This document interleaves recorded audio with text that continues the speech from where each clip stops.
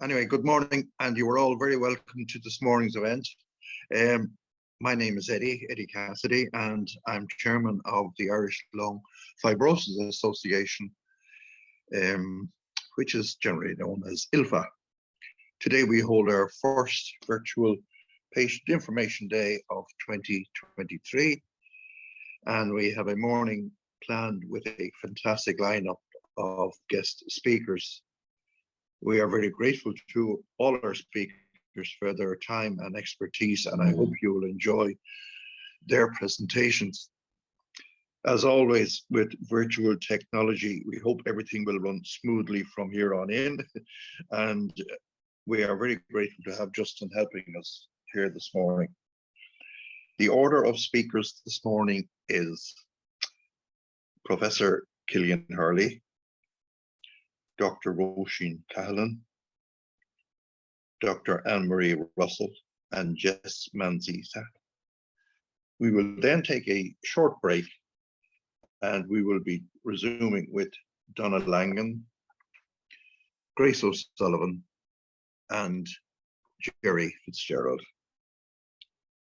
So without further ado, I will introduce our first speaker, which is Professor Killian Hurley.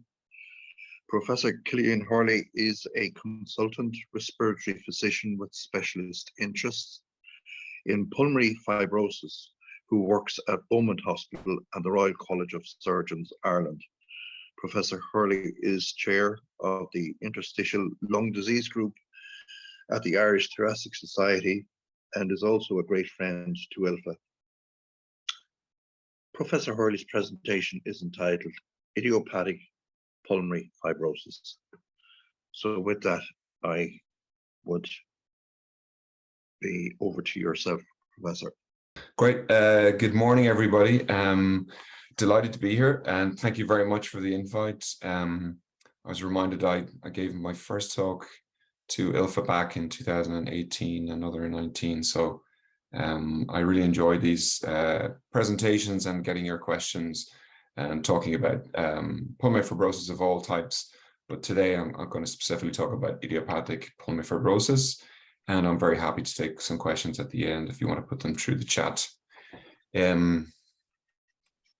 Right, so really breaking it down. So pulmonary fibrosis is scarring, so scarring of the lungs.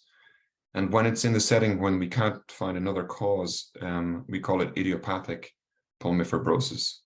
And if you can see that little diagram of the lungs there, when you look right down at the very, very small, minuscule microscopic level where the air is exchanged, the disease happens there.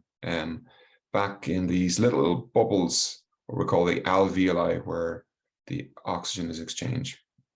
There is many other types of fibrosis from other causes, such as exposures to dust, chemicals, autoimmune diseases. Most common one would be rheumatoid arthritis, radiation, and some medications can rarely cause fibrosis. So what causes IPF? So really the honest answer is we don't really know. And that's why they call it idiopathic, I guess. But there are some theories. Some people think about it as early aging of the lungs, or that the repair of the lungs after an injury isn't working right, and it leads to accelerated scarring. But the result is that the lungs at these small little areas, as I was just describing, these little bubbles where the air is exchanged into the blood, they could become fibrosed and scarred. And this results in the lungs becoming stiff. And often it's compared to an air bellows, where the air is trying to get out, but it's restricted. And this causes a difficulty with breathing and also difficulty taking up the oxygen into the blood system. And this is what leads to difficulty for patients walking and the shortness of breath that patients complain of, and sometimes the cough. So what are the signs? Just mentioned shortness of breath, and often people can have shortness of breath for up to 6 to 12 months before their diagnosis of IPF is made. That's very common. So a dry cough, so that means a cough that's not producing anything. Fatigue is common, and weight loss can also be common. And when you're doctor or a nurse listens to your lungs, what do they hear? Well, they hear this Velcro-like, what we call crepitations. The sound sounds like opening Velcro at the bases of your lungs. And when we look at your fingers, we can see this broadening of the digits or the nails called clubbing. And that's present in about half of people that have idiopathic pulmonary fibrosis. So it gives us an indication that might be the cause. So how are people affected? So generally speaking, people are diagnosed with IPF over the age of 60, and it's rare in those less than 50. It's slightly more common in men, in smokers, and those that worked in a dusty environment. And while we don't have very reliable numbers, we think that about 400 to 500 people per year are diagnosed with IPF, and that gives us a number between 1,000 and 2,000 people in Ireland who currently have IPF. So it's a big number. So how do we make a diagnosis of idiopathic pulmonary fibrosis? So one of the first things patients will have had, or you will have had, is a chest X-ray. So this is on the left here. Let's see, we call it CXR when we shorten it down. And on your X-ray, it should look, air is black and white signifies tissue or scarring. So you can see at the bases of the lungs here that there's this kind of net-like pattern over the lungs. And I'm going to show you a scan. So this is a high-res CT scan. So you're going to all be experts at reading high-res CT scans after today. So you can see here that the nice lung is replaced at the center, which should be a kind of a gray or black. It's replaced by these net-like pattern, and we call this honeycombing, where the lung is destroyed. I'm just going to cycle through this. And this is not normal, and this is what really gives you the shortness of breath, and also at the cough that we associate with fibrosis. So another part of the investigations is pulmonary function testing and also oxygen assessment. So we look for the capacity of the lungs, so the forced vital capacity. That's how much the lungs, when they're healthy, can they take in terms of air. We also look at what we call the gas transfer, or DLCO, and that's a measure of how efficient your lungs are at exchanging gases.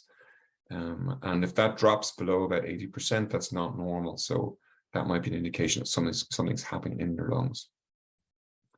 We can assess your oxygen saturation in your blood by measuring with a finger probe. And we can do a 6-minute walk test to see if your oxygen also drops when you walk. Because sometimes people's oxygen is fine when they're sitting around, but when they walk or exercise, their oxygen levels drop. Okay, so making the diagnosis of IPF is a little complicated, and it's actually made by a team. So we call this the multidisciplinary meeting, where the team meets.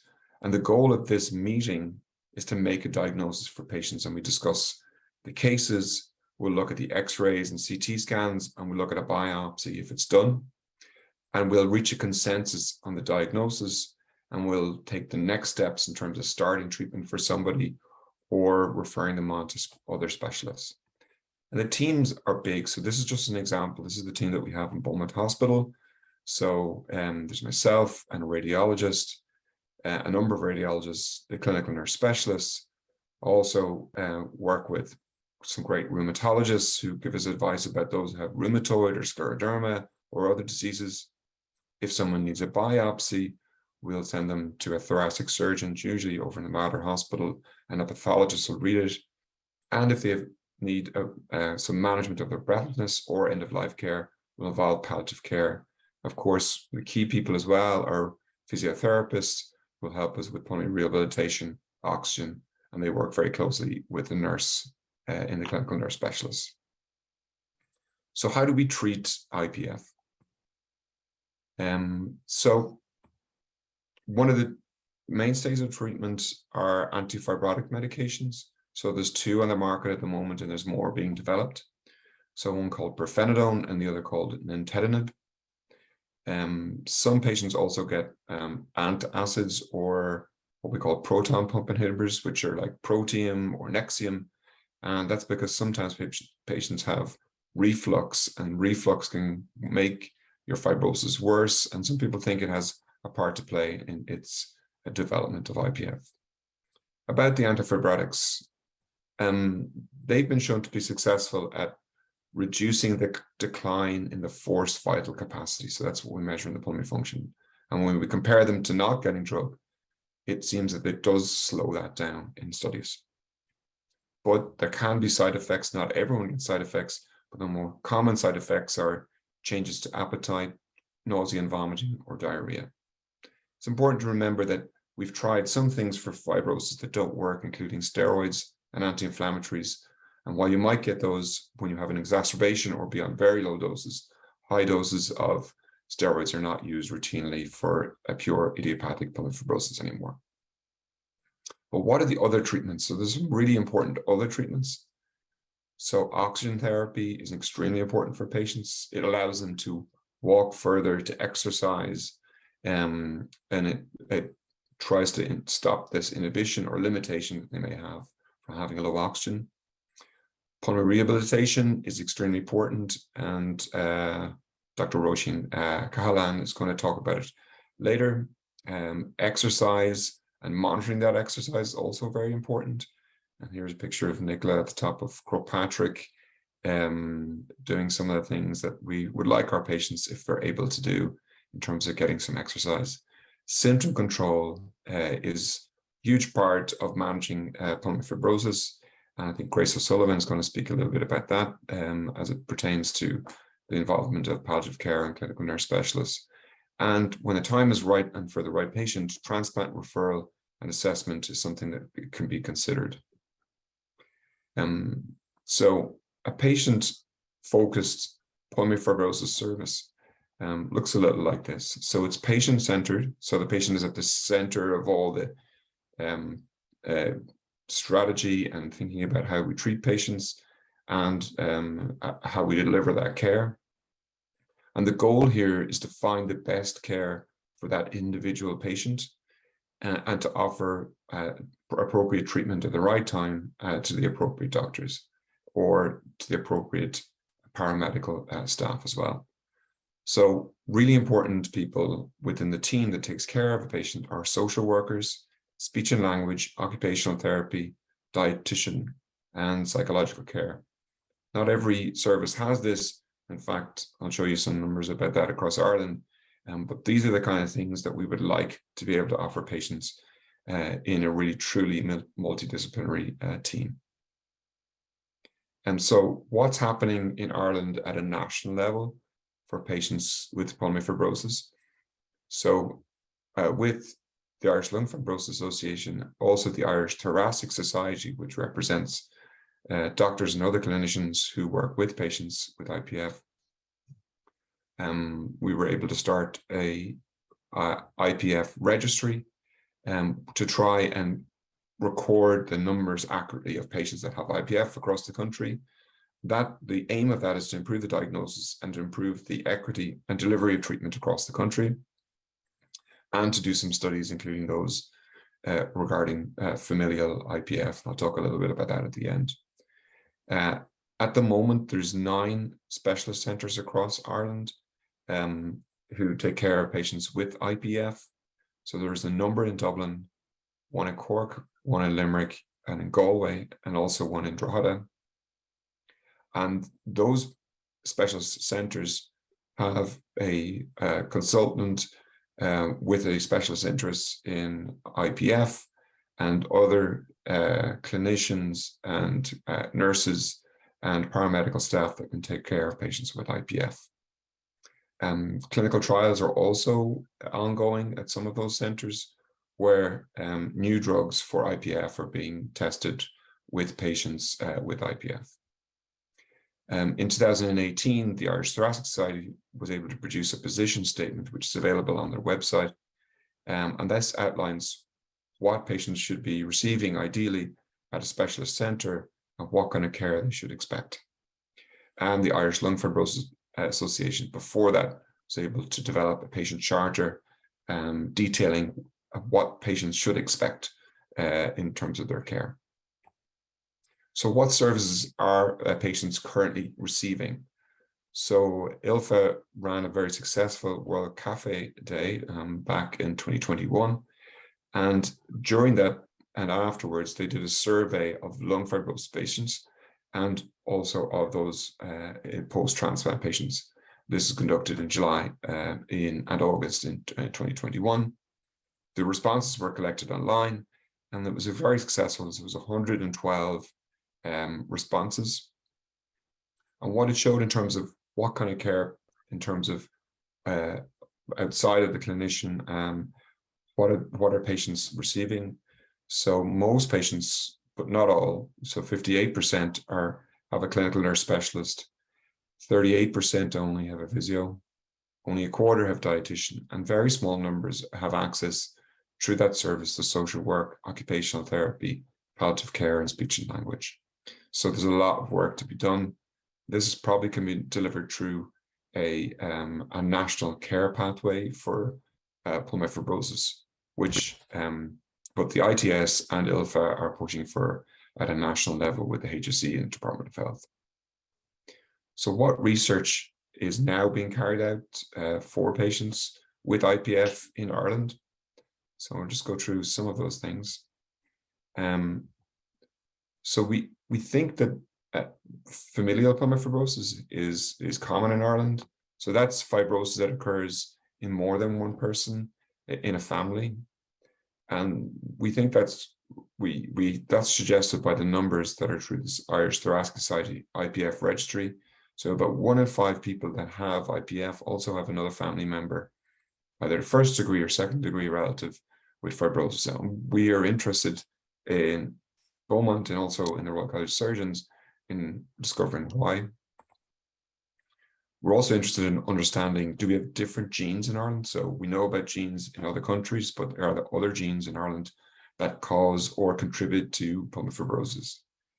And we also want to know, do people that have a family history of fibrosis, do they have a more progressive or more aggressive form of fibrosis than what we call sporadic? So that means in patients that don't have a family history. So to that end, we saw it and were successful in getting funding from the Health Researchers Board, so HRB, to do the Precise PF study. So that's just a study of families in Ireland, and that's ongoing, just starting to recruit patients. So we've probably recruited about a quarter of the patients that we aim to. And so that really sets out to try and set up a national referral pathway for patients that have a family history of fibrosis that would be centered in Beaumont Hospital and RCSI. Try and estimate how many people have familial fibrosis in Ireland and what types of genes are common. And we have collaborators across the country in all the hospital groups, and we also partner with our collaborators in Paris who have got a lot of experience in looking at the genes that are important in IPF. And so that's the research. And if you're interested in that research, please do contact me and reach out. I'll leave an email and some other contact details at the end of the talk. So just to wrap up with a final slide. So idiopathic pulmonary fibrosis is a progressive scarring disease of the lungs. We know a lot about it, but we don't really understand the causes as yet. There's new treatments and they offer hope of slowing the disease down. But really important to remember that non-drug treatments are as important. They include rehabilitation, exercise, and also staying positive.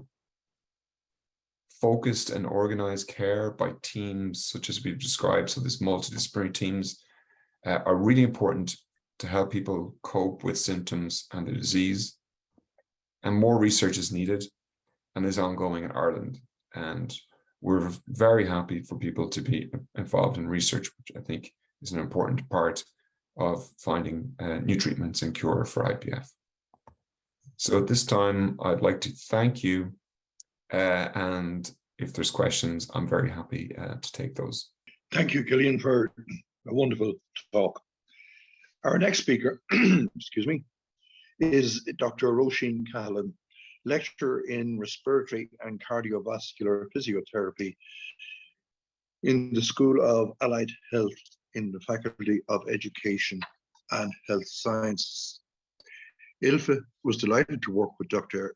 Cahalan and her colleague Ciara Mead over the last few years, delivering virtual singing for lung fibrosis patients. Dr. Cahalan's presentation is called Benefits of Exercise, Singing with Lung Health for Lung Fibrosis. To you, Dr. Cahalan, I hand over now. Thank you. Thank you, Eddie. Justin, you might load up the slides there if you don't mind at your own time. And thank you very much to Gemma and Nicola and everybody at ILFA for having me again to speak to you. I suppose I'll keep talking anyway, but as you all know, exercise is so important. There we go. There we go. There we go. There you go. Okay, so you're all, I suppose, quite well informed about the benefits of exercise. So we know that it improves our general heart health, that it gives us energy, which might surprise some people because the last thing you want to do when you don't feel particularly energetic is exercise, but it does actually improve our energy. It improves our strength. It's really important for mood and for stress management, which obviously is a key challenge with conditions like ILF. It can give you a great sense of accomplishment to be able to achieve something that is difficult and challenging for you. It aids sleep, and this is a key thing because for all of us at any stage, when sleep is poor, everything else in our lives tends to be harder and more difficult. So sleep and optimizing your sleep and having good sleep is really important, and exercise can help that. It helps weight control, which is really important, and confidence and quality of life generally. And that's all fantastic, and it's very easy for me to say. But what we do know is that there are barriers to exercise.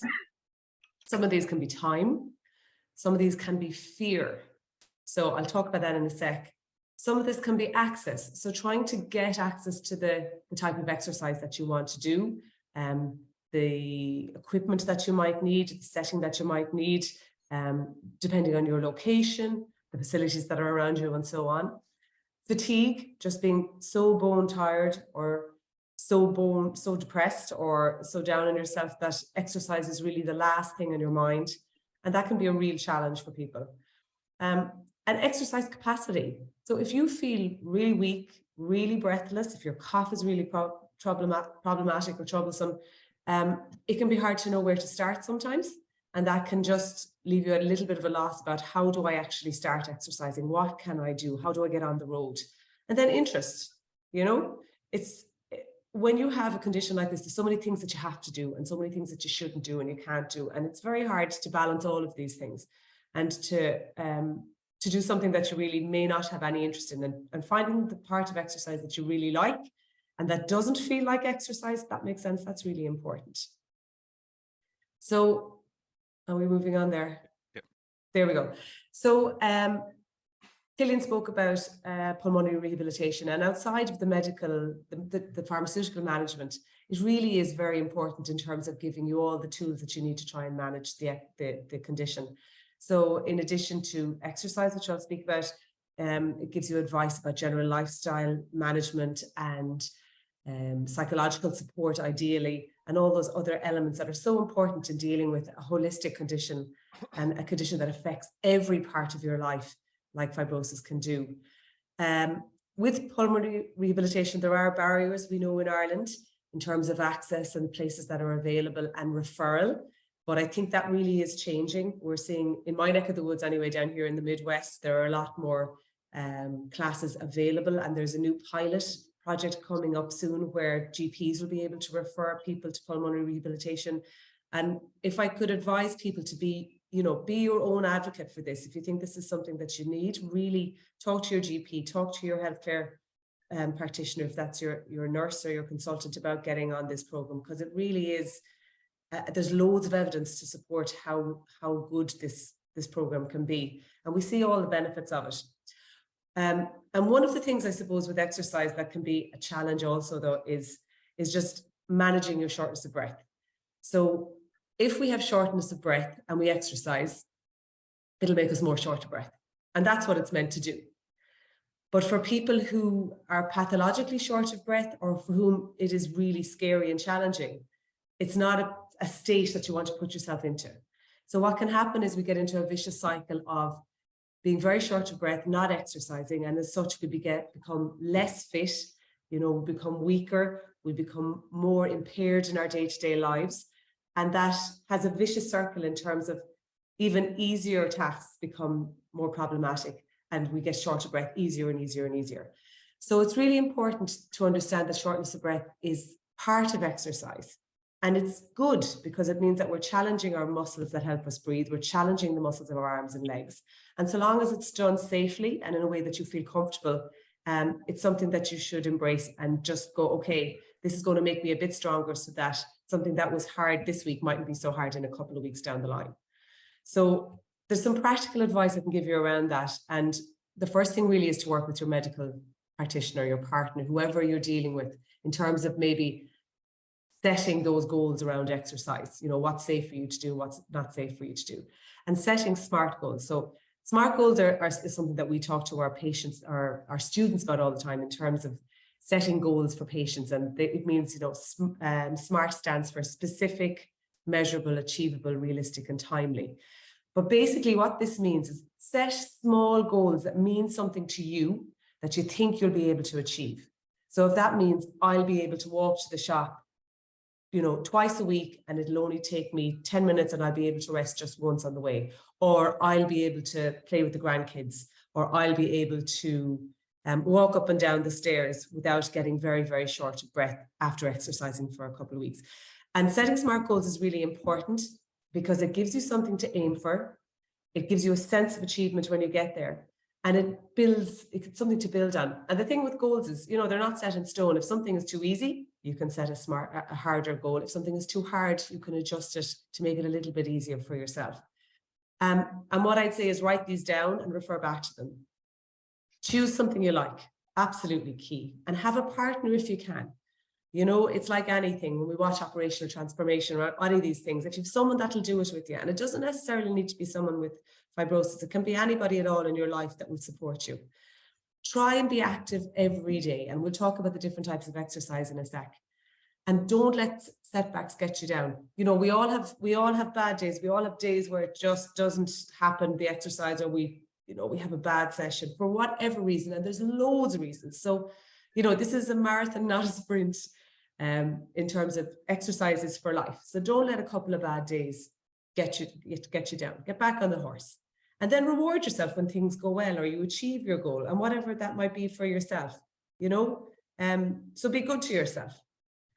And kind of my tips, but I don't have pulmonary fibrosis or idiopathic lung fibrosis. So I've tried to find some advice from people that do. And this was really good for me, good insight from somebody who doesn't have the condition. So the advice from people with ILF would be to alternate the areas of your body that you're exercising with. So don't always use your arms day after day. So use your arms one leg, maybe one day, maybe look at balance the next day, maybe do your legs the next day. And use a pulse oximeter or a little oxygen probe to measure oxygen if you're advised to do so. So again, that's something to talk to your medical practitioner about. For some people, it can become a little bit of an obsession where you really don't need to. So chat to your doctor and see what they think about that. Drink lots of water to help with the cough, as we know can be really bothersome. And alternate positions to maintain your energy reserve. So don't always be exercising in the same position. Distract yourself. And I'm a big fan of this one in my own exercise. So I'll put something on TV or music while I'm doing my exercise. So if you're on the bike or something, maybe you'll put on, you know, a podcast, or you'll watch some television, or even read the newspaper if you can manage it. So the exercise gets done, and it's not too much of an imposition or too boring. Practically then, there's 4 types of exercise that you really should be alternating. And these are flexibility, your strength, your balance, and your endurance, or your cardiovascular exercise. And it's really important that we address these 4 types of exercise because they all do different things. Sorry, move on there. So flexibility, especially for people who have lung conditions, we tend to get quite tight up around our shoulders, our shoulder girdle and our neck. So making sure that you stretch everything out. And it also helps when we try to do a big breath in and so on. And just general exercise then to just make sure that the big body parts, the arms and the legs, stay flexible. And that will improve your general mobility overall. Balance is key because as Hurley was saying that, you know, this tends to affect older adults, and we also would be at risk for falls in this area. So working with your practitioner to look at balance in terms of your lower limb balance to make sure that falls don't become an issue for you. And the great thing about balance exercises is once you do them safely in a safe environment, you can't really tire yourself out, and you do see improvements relatively quickly. So that's something that I think is sometimes forgotten, but it's really important for our general well-being and quality of life. And then I suppose the big ones then would be really your endurance and your strength. We're not moving on there. There we go. So there's lots of different of ways to strengthen and to stay fit and cardiovascularly fit. So with strengthening, I'd say think about the big muscle groups, so your arms and your legs, and make sure you talk to your doctor if you have things like osteoporosis in terms of ways you should and shouldn't bend. But just in terms of building muscle will help your overall health in terms of staying fit, strong, preventing fractures, all that kind of stuff. So it's really, really important. So get those weights out, or those cans of beans, or those bottles of water, or whatever it is. And you can do lots of body weight exercises that you don't need any equipment for at all, but it is important. And then, of course, cardiovascular exercise, walking, cycling, dancing, whatever floats your boat, that's what you need to do. So something that you enjoy, and try and push yourself so that you are that little bit out of breath, so that it's not just a stroll in the park. You know, it's exercise. We want to be getting a benefit from it. So those are the four main types.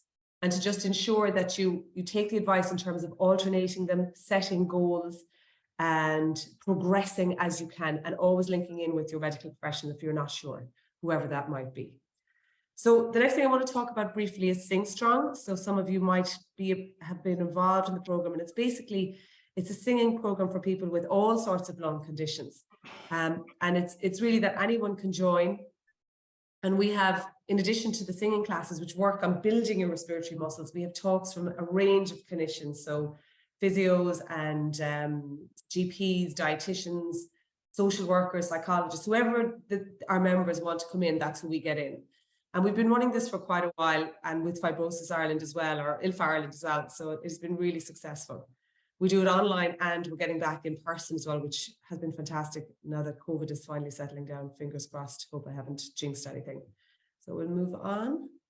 So just in terms of Sing Strong, doesn't matter if you can't sing or you've never sung. It doesn't matter if you're mobile or on oxygen. Anybody can join in. Doesn't matter if you're broke, because it's free. It doesn't matter if you can't attend the classes, because we record all of them and we'll send them out to you. And the more that you can do, actually, the better that the benefit you'll get. If you're no good with computers and you're doing the online classes, we can help you with that. If you hate exercise, it doesn't matter, because this never feels like exercise, and that's why it works, and that's why it gets done. And if you're up for a bit of fun with people like you, well, this might be the way that you can get involved in exercise. So just in terms of the benefits, I won't go through this. It's a bit lingo kind of heavy, but basically singing, all sorts of singing can improve mental health, quality of life. It can improve your immune function, increases your sense of happiness. And for this type of singing that we do, which specifically focuses on your lung health, it actually can increase or improve the performance of your muscles of respiration. And it's equivalent to a brisk walk. So it's when you get out there and you do your singing, it's like you've been up and out for a brisk walk. So it has real physiological impact. And we've done a little bit of exercise on this, our research possibly on this. Can I move on there? So there's a bunch of trials that we've done, and they've all kind of shown that it is effective, it works well, and that people tend to love it. So the one I'll focus on is the study that we did in your population. And we did that with Dr. Anne-Marie Russell, who you're going to hear from next in Exeter. And basically we found, you can move on. There, I'll go back one. That we used a bunch of questionnaires. We did it during COVID, so we were a bit limited in what we could do, but the St. George's Respiratory Questionnaire, which is kind of a global questionnaire for lots of people who have lots of different conditions, we found some improvements. But when we looked at the specific ILF questionnaire, we did find significant improvements in kind of breathlessness, disease impact, and small improvements in how people felt generally and the urgency of coughing. But I think most importantly, it helped people gain mastery over their condition and found that they could control some of the problems of their condition better. and also that they really enjoyed it. So 4.7 out of 5 will take that. And most participants, 14 out of 15, were happy to do more sessions of Sing Strong. So we are continuing to roll that out with ILFA. So in terms of what people have said, you know, this is really representative of the feedback we get all the time. Found it really helpful, better in myself, helped me physically and mentally, very helpful with our own exercise programs, and a huge impact on well-being. So for any of you who are interested, I'd say to contact us, and we're more than happy for people to join our regular groups, or if the ILFA group starts again, but we have online groups all the time for people with lung conditions. So basically that's my presentation. I'm sorry, I'm a little bit rushed, I have to fly off, but I just want to say to people, you know, exercise is key. It's really, really important, and it doesn't have to be a chore. So find what you love and build it up gradually. And if you have any questions at all, you can contact me either at info@singstrong there, or at my UL address that I'll pass on to Gemma and Nicola. And thank you again to ILFA for having me involved. It's a wonderful organisation, and it's great to have that patient representation for you guys across the country. Okay, thank you. That's wonderful, Roisin. I know that you're in a hurry, so thankfully you got off the hook. There's no outstanding questions, and I know Killian has been answering some personal questions from some patients online there as well. So thank you so much, Roisin. I'll hand back over to Eddie for our next speaker. Lovely. Thank you, Dr. Roisin. Very, very interesting indeed. Our next talk will involve a joint presentation. Dr. Anne-Marie Russell is a senior lecturer at the University of Exeter Medical School, and she will be joined by her colleague Jess Mandizha, who is a clinical nurse specialist in ILD at the Royal Devon University Hospital's NHS Trust. Dr. Russell is a long-time friend and supporter of ILFA, and it's always a pleasure to work with Anne-Marie. So with that, I will hand over to Dr. Russell, Support Self-Management in ILD. Thank you. Okay, lovely. Thank you, Eddie, for that introduction, and thank you very much to ILFA for giving us the opportunity to talk about some of the work that we've been doing. And it's always a pleasure to be at a patient information day. So we're going to talk today. I'll give a little bit of context and background to some of our work in supportive self-management, and then I will hand over to the lovely Jess Mandizha, who will present some results of a qualitative study, which is really important in respect of understanding patient experience.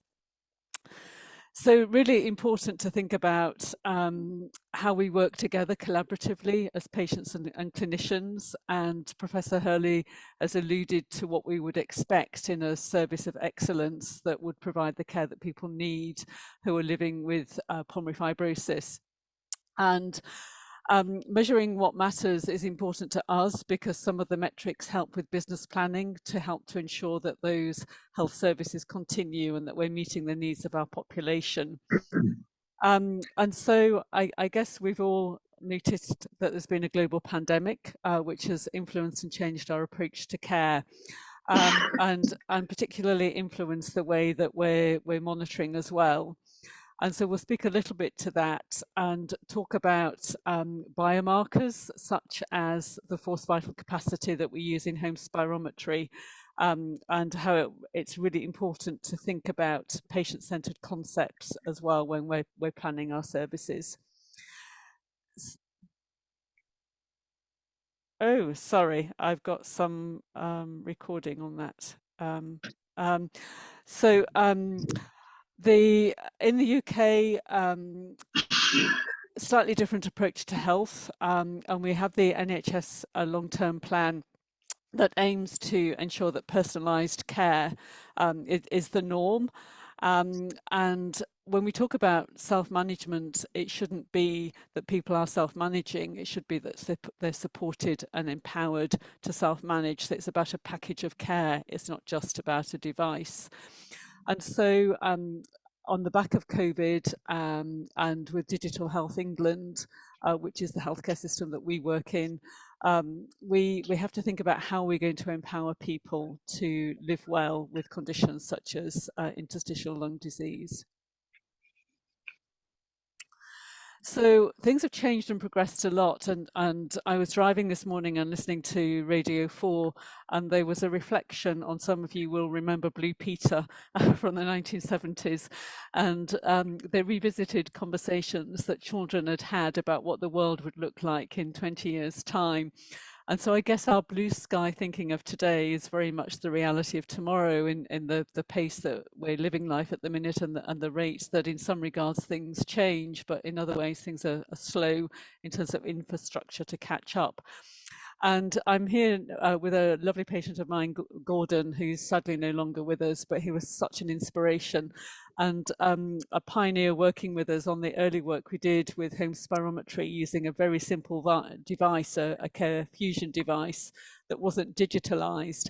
And this was only back in 2014, so it's not such a long time ago. But of course, we've seen spirometers evolve over time. Something simple like a stethoscope has also evolved, and we're doing a piece of work looking at a digital stethoscope called a stethoscope, which people can listen to the lung sounds through a tiny device, and that can be transmitted to us. And so using our mobile phones, we're able to monitor patients much more, or the opportunity to monitor much more closely for us as clinicians, but also for you as individuals, has expanded. And as Dr. Cahalan mentioned, the importance of exercise. Again, ILFA have done some pioneering work in pulmonary rehab that is available online. And just that visual interaction helps to guide and ensure that pulmonary rehabilitation and approaches can be individualized. So from that early work we did in 2014, looking at home spirometry, a lovely colleague, PhD student of mine, Malik Al-Thurbiani, is based at University College London, wrote a very nice systematic literature review and included 13 studies in this review that looked at home monitoring of physiology and symptoms to detect exacerbations and progression in interstitial lung disease. And he found that there was very good correlation between home and hospital spirometry, which is important when we're comparing the two. And all these studies indicated that home spirometry was feasible. And whilst there was some variability in that, people who were invited to participate in research studies were very committed to doing so. And I think it's important to acknowledge that research can't happen without your input and participation. And a lot of the time it requires altruism on your part. So we're exceedingly grateful to work in partnership. And so these are some of the major studies, and I'd like to pay tribute to work that Patient Empower have done. I think Dr. Colin Edwards is on the call, but Empower, working with ILFA, have done a lot of the early pioneering work in with your help as well, looking at the value of longitudinal home spirometry. And other work has been going on in Canada and in Holland as well, increasingly in the US, which complements our early findings. And the reason we looked at home spirometry initially was that it was used for people post-lung transplantation as an early indicator of rejection. And so we were really interested to see if a decline in forced vital capacity on a home spirometry reading could indicate an early exacerbation. And we found that it can. I guess managing an exacerbation is still a challenge, but at least if we're identifying it early, it opens up some opportunities to find better treatment and management, whether that's pharmacological or non-pharmacological. And so I guess we as clinicians got very frustrated in health services with the pace that technology worked. And one positive of the COVID-19 pandemic was that it moved us on a pace, and we were able to embrace new ways of working very, very quickly. And as Professor Hurley pointed out, a lot of people with interstitial lung disease are generally a little bit older and often on medication, either antifibrotic medication or immunosuppressive therapy. And so that was a challenge during the pandemic. And we found that in terms of research, it's had an impact in terms of missing clinical visits. So we have to also look at new ways of delivering research that enable people to stay at home and participate. And that also opens up research to a wider population rather than just focusing on those who live close to specialist centres.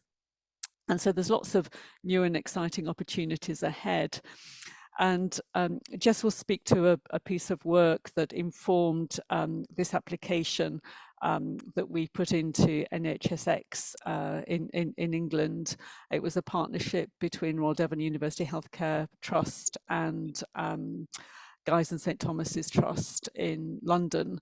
And it was to look at a real world population and how we could support them at home to better monitor lung function and oxygen saturation.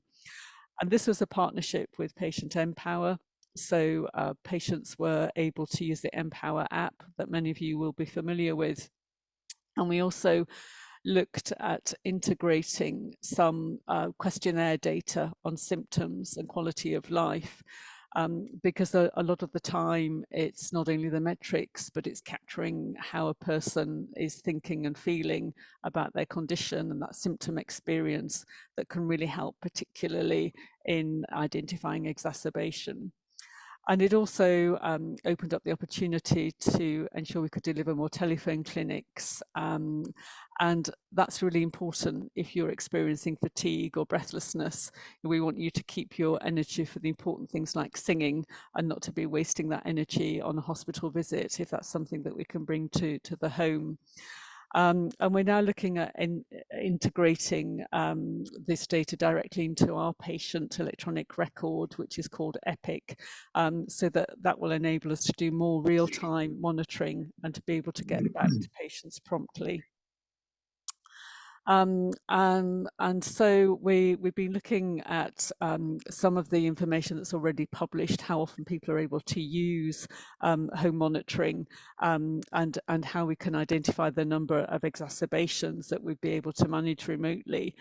And these are factors that help us in terms of business planning to look at integrating digital devices into part of routine care moving forward. And of course, our business partners are always interested in cost savings as well. So these are some of the metrics that we've been held to account for to justify the cost of looking at these digital approaches. And we hopefully we're looking at the data that we've got now, and we're starting to analyse that. And I think one of the things we're finding is that switching over to a supported self-management program might not necessarily always be less expensive. It might be in the short term be more expensive, but the important thing to think about is the quality of care as well and the patient experience. So that is something else that we're looking at. We also undertook a survey of electronic devices, and we were surprised actually in a real world population in the UK, and some of you on the call may have completed that survey as well, that the majority of people were using either a blood pressure monitor or a saturation device rather than using a home spirometer. The people who were choosing to use a home spirometer that wasn't part of a healthcare program was in fact quite small, and a lot of people hadn't been given support around how to interpret the readings or how to manage a fluctuation in readings. And that again is helping us to form another piece of work that we're planning. But I guess looking back, I remember in the 90s when people started to use home blood pressure monitors, we were a little bit suspect about putting people in charge of health. And again, it's just a reflection on how much we have moved on and how quickly. And so from that survey, looking at the experience of people using digital devices, the majority of people who answered that survey had a diagnosis of idiopathic pulmonary fibrosis. And the things that people found important about collecting these metrics was that it was empowering and reassuring. It was often a confirmation of how people were feeling. And it enabled people to feel supported within their self-management. But there are mixed challenges that remain, and there's a paper published in the Lancet recently by Marlies Wiesenbeck, and that is a sort of sums up what we've been thinking really, and what's influencing our work is that different digital devices are probably relevant at different stages of the disease course. And that really the choice of digital devices very much needs to be personalised to the individual context, and thinking about how we enable people to monitor safely on pharmacological treatments, but also off pharmacological treatments to ensure that activity and exercise is safe as well. So I'm just going to hand over to Jessica Mandizha now, who will talk to that with a little bit more depth. So hi everyone, it's really nice to be here, and thanks Eddie for the introduction. So I'm Jess, I'm a clinical nurse specialist based in Exeter, and what I'd really like to share with you is a piece of work that we've just finished actually on capturing patient experience of using home spirometry.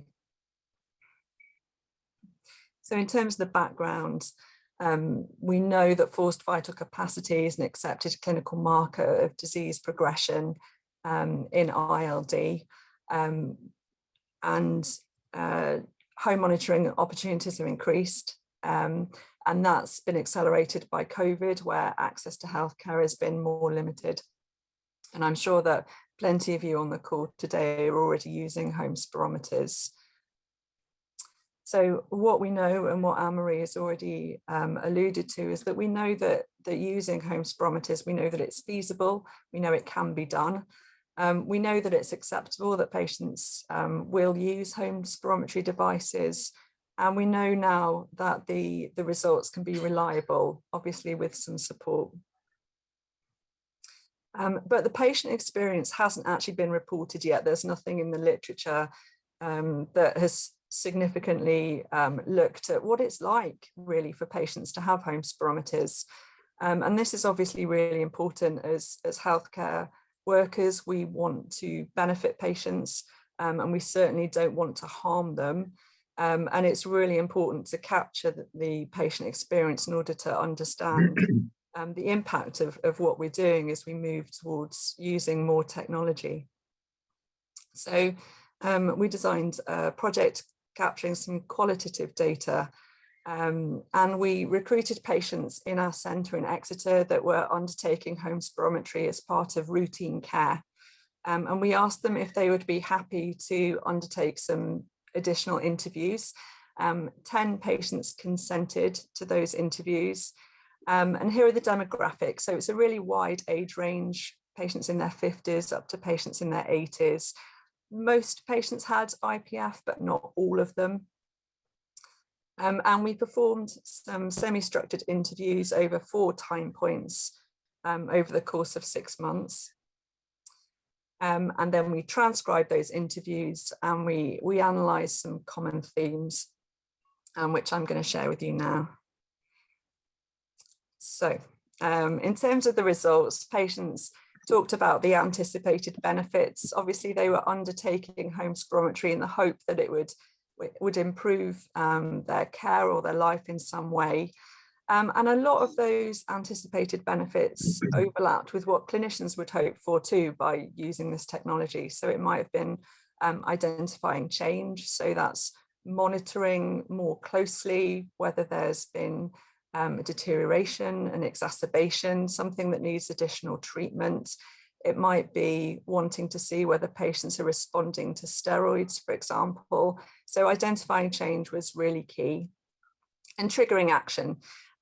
So that could be a change in treatment, but patients were also really keen to trigger conversations with their healthcare workers as well, and almost having the data to validate that contact with their team. And interestingly, patients also talked about wanting to understand their condition more thoroughly. So wanting more information about exactly what was going on without having to wait for follow-up appointments. And that was really important. Another key theme was patient needs, which is obviously really important to understand. And these are the themes that came up when we looked at the data. So patients' ownership was really important to patients. So patients wanted to possess, to use, to share their own information. And that might involve keeping a diary or putting data onto a spreadsheet. Yeah, having it to share with other clinicians, so maybe their primary care clinicians, but that was really key. And a lot of patients spoke about frustrations in getting results when they went in for their sort of routine pulmonary function tests at hospital. So that cropped up. Patients needed, obviously, understanding. They needed to understand the data that was being presented. And that was very specific to the patients. So some patients wanted more detail than others. And when we started the project, patients had some training, they had some written information, but it was clear that that wasn't quite hitting the spot. So there's more work to be done on that. Which we hope to address in further work as well. Patients wanted feedback, which is completely understandable. But the level of the feedback that was required varied from patient to patient. But the important thing that came up was that patients wanted feedback even when their results were stable. So even when we would look at the results as clinicians and think, nothing to see here, patients really wanted to hear from their clinicians. And that was really important. And that's linked with that clinical oversight. So the idea that we can give out devices, send people on their way, say, let us know if you've got any problems, it doesn't hit the spot. So patients really wanted to know that the data was being reviewed. That was really important to them. Another need that came up was a need for data. And that was really kind of reflected in, it was often related to patients' professional backgrounds. So we had some engineers and some scientists who would say, I want data, I want as much information about my lung health as I can possibly get. And that was very, very important to them. And then this other need that cropped up was difficult to define, but it was a need to know, to say, give it to me straight, what's going on with my lungs? Even if it's bad news, I need to know. And that was very, very important. So there's some patient quotes here just to illustrate that. So it's this idea that we can monitor trends more closely. And it's this idea about understanding patients understanding their condition more thoroughly. So it's a way of keeping in touch. This is this idea of ownership. So printing off the PDFs, like they want that information. And the need to understand the results, which is also something that came up in another study, which was a survey of patients on their preferences around spirometry, hospital-based spirometry. And it's this need to understand it fully enough to be able to compare to other results and really know thoroughly what's going on. Another key theme was difficulties with home spirometry, and they were as you would expect. So there were some technical issues in terms of downloading apps, connecting via Bluetooth, some issues with technique. So that's making sure that the blows are repeatable, for example, and the physical effort. There were some changes over the time point. So we were interviewing patients over 6 months. And what we found with the technical issues that they reduced over time, as you might expect. The technique, the issues sort of peaked at 1 month, where patients were sort of really learning the technique that they needed, and then issues tailed off again. The issues with physical effort really continued all the way through the 6 months. For some patients, it was the cough that was bothering them. For some patients, it was fatigue, and some patients felt dizzy as well. So it was that was really sort of an ongoing issue.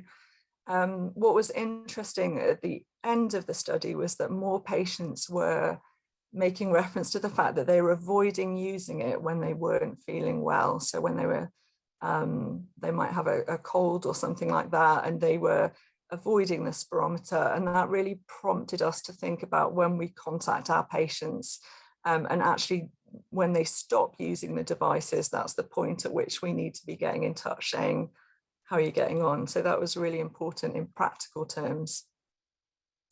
And then patients also spoke about how easy they found the home spirometer. So they found it very simple to set up, maintaining it, washing it, that was all very straightforward.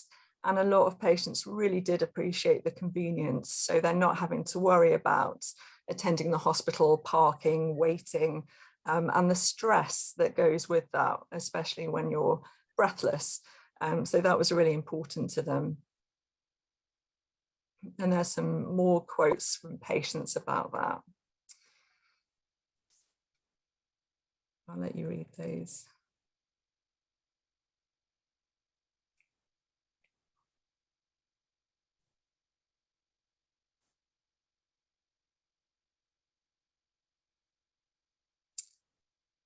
And then finally, the other really significant theme that came up was the emotional impact of using home spirometry. And that's not something that's covered in the literature at all, and is obviously really important in terms of quality of life.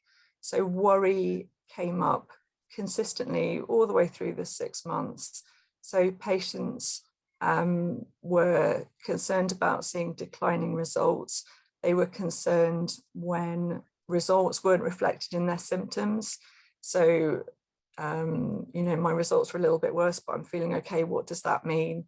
And for some patients, it was really triggering. So even looking at the spirometry box was enough to kind of send them into a sort of a cascade of anxiety. So that was really a really important finding.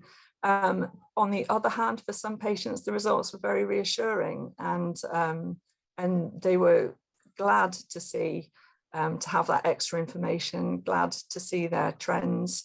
And sometimes that was even if it was going down, it was helpful for them to know.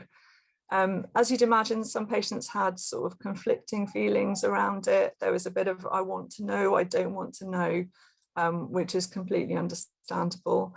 For some, it was a reminder of their health issues, and that wasn't helpful for them. And some patients reduced the amount of times that they were performing spirometry. So they were initially doing it every week, and then they would reduce it to 2 weekly or monthly, just because it was triggering for them. And some patients were completely neutral. It's neither here nor there. It's part of my routine. I'll just do it, and suggested that there was no sort of significant emotional impact for them at all, which just shows that it's going to have to be a very individualized decision when we choose, and when patients choose to undertake home spirometry in this way. There's some very powerful quotes about the emotional impact, which I'll let you read.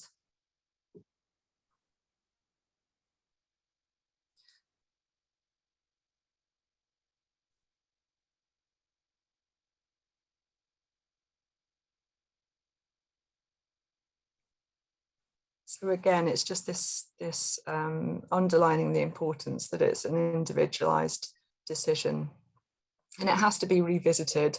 So some patients coped very well initially, and then at the end of the 6 months, actually, it was clear that it was causing them a lot of stress. So it's important in terms of consenting patients initially and having a discussion around this, but it's also important to revisit it. So that's it in terms of the findings. And in terms of the next steps, we've got our paper out to peer review. It's obviously really important to get this data out there, so clinicians can use this when making decisions with patients around home spirometry. We want to share it as widely as we can. We need to optimise our own home monitoring service in Exeter.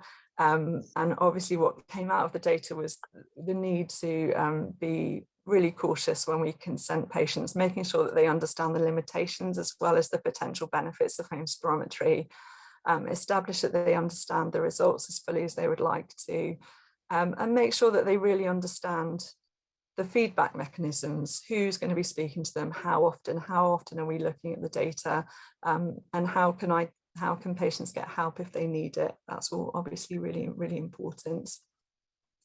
We're planning some further research. We're in the process of writing a grant for RFPB, which is Research for Patient Benefit. We are planning to collaborate with ILFA, which we're really excited about. And what we would like to do is we'd like to recruit a larger number of patients because we really want to get as full a range of perspectives as we can. We want to look at other devices. So in the survey that Anne-Marie referenced, it's clear that that patients are using pulse oximeters, and I'm sure that lots of you are using them already. So we want to know about that, and possibly pedometers to measure activity levels. We want longer term data. So as we all know, fibrosis is a chronic disease, and you could have to be using these devices for months and months and years. So we really need to understand over a longer period of time how the relationship changes with those devices. We want to include the experiences of family, because another thing that came out of our data is that it's actually quite hard. It was quite hard for some patients' family members to hear them struggling to perform home spirometry, and that was an issue. So we want to understand that better. And we also want to get the perspectives of healthcare workers, because it is quite a radically different way to work. And we really need to understand the implications of that. Yeah, and that's it. That's what I would like to share. So thank you for listening to us both. Any thoughts or questions? Thank you for that, guys. But both of you. We'll just leave your contact details. Well, we can share them afterwards as well. You got off the hook. I think there's no questions that's outstanding. I know Professor Hurley has been answering a lot of individual questions from different patients throughout the webinar. So if there's any questions, even personal like that, you can put them into the Q&A box. They're only seen by the panel here on screen. So I shall pass over to Eddie. I believe it's a comfort break time, Eddie. That's correct. And we're going to have a small comfort break now of approximately 5 minutes. And after that, we will progress with part 2 of our event.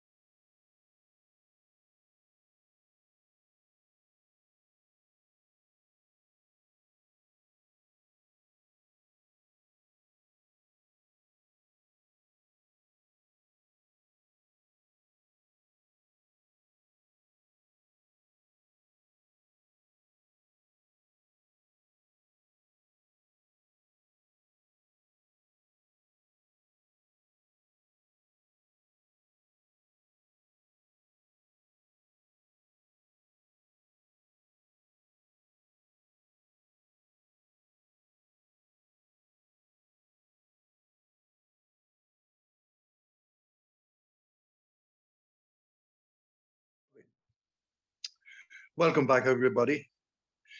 Our next speaker is Donna Langan.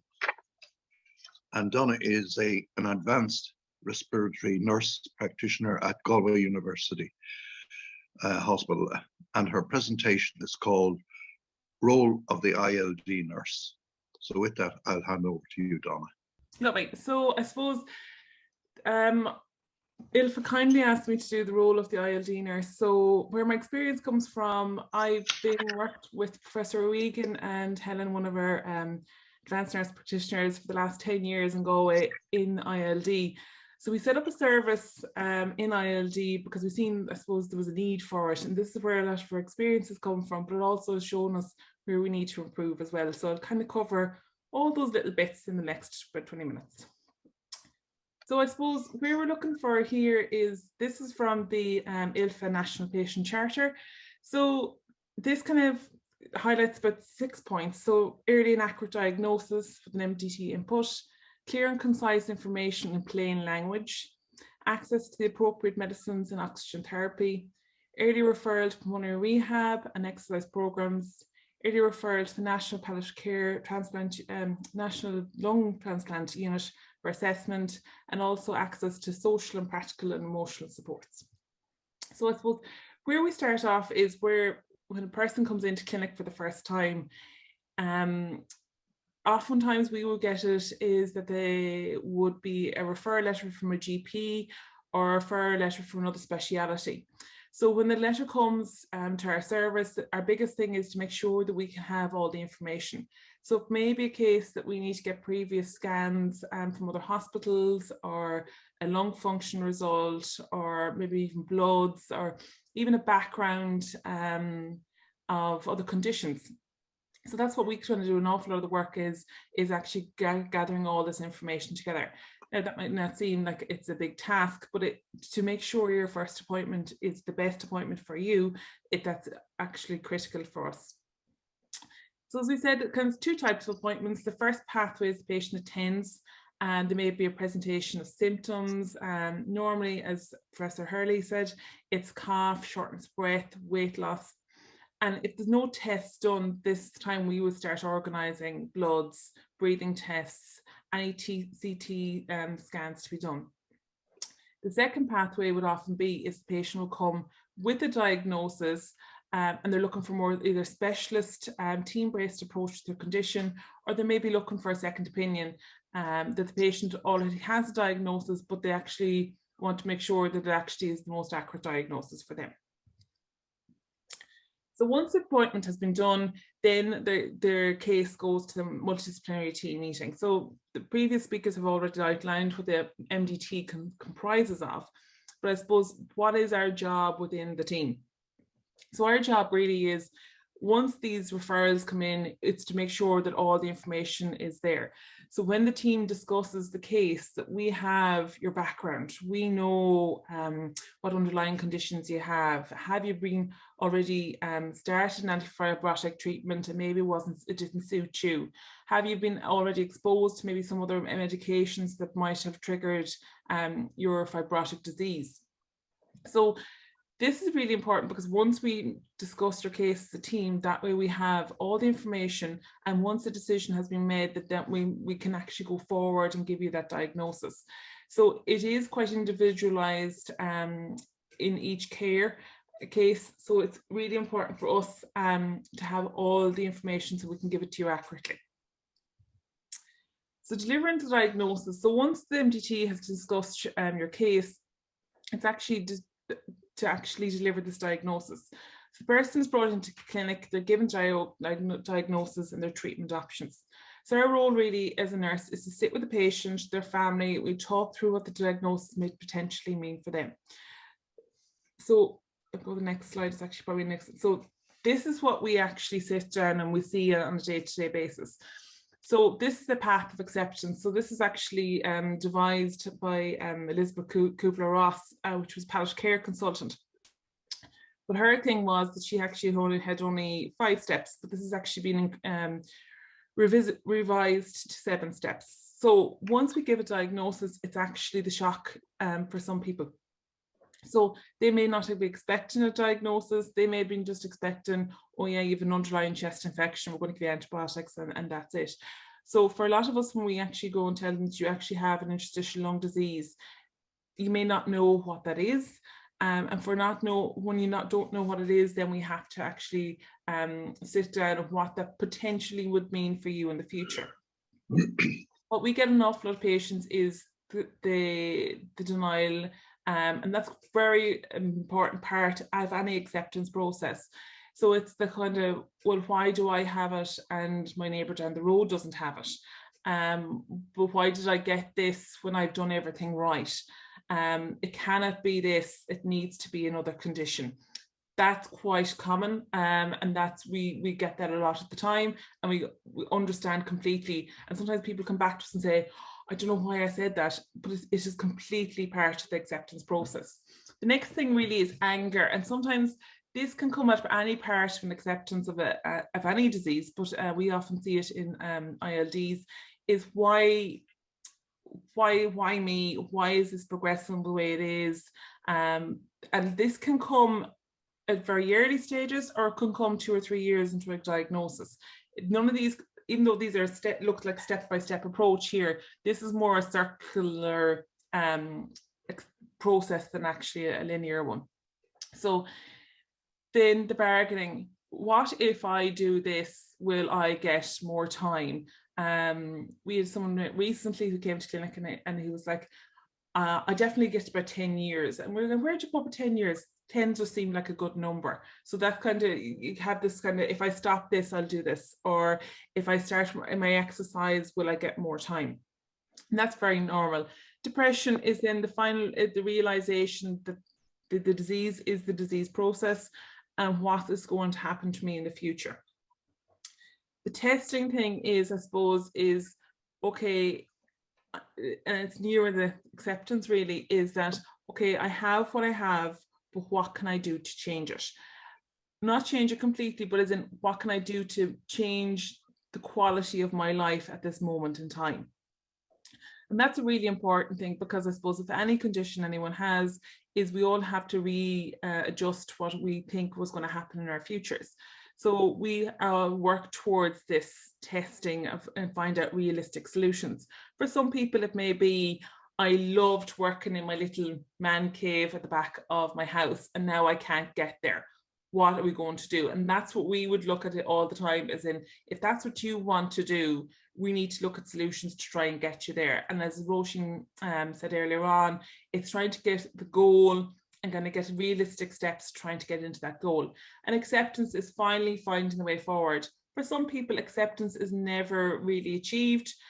So that's really important for us as a nurse, as part of the team, is to make sure that if we have not full acceptance, that's okay. Some people think, oh, I need to get to all these stages. You don't. And some people will get to the stage of finding realistic solutions all of the time. And if they find realistic solutions all the time, that is okay. So we will work at any stage of this process, but sometimes it can be very hard for people, and we completely recognize this. So another part, I suppose, of our job is, once we are on the treatment options, so Professor Hurley has already mentioned pirfenidone and nintedanib, the oxygen therapy. So for us, with pirfenidone and nintedanib, it's really to look at the symptoms. So what are the symptoms? What's potential symptoms? And we spend a lot of time, like every nurse in the country doing this, it's the education. What can happen, when it can happen.